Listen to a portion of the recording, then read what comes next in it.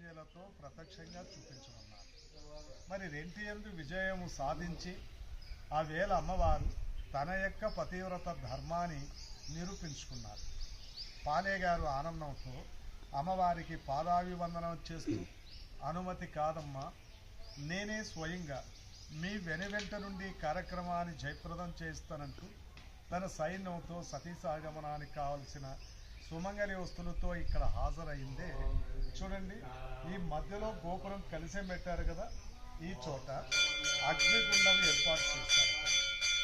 దానికి 4 ప్రక్కల ఆనాడు అమ్మవారు ఎండిపోయిన మర్రి కొమ్మలు నాటి, అయ్యా మా శరీరాలు ఈ అగ్నిలో కాలి భస్మమైన వెంటనే చితి నుంచి నీరు పొంగి పొరలి చిరికి ఈశాన్యపు దిక్కున నేను నాటిన వట్టి మర్రి కొమ్మ తన పతివ్రత ధర్మానికి సాక్ష్యంగా వెంటనే చిగురించి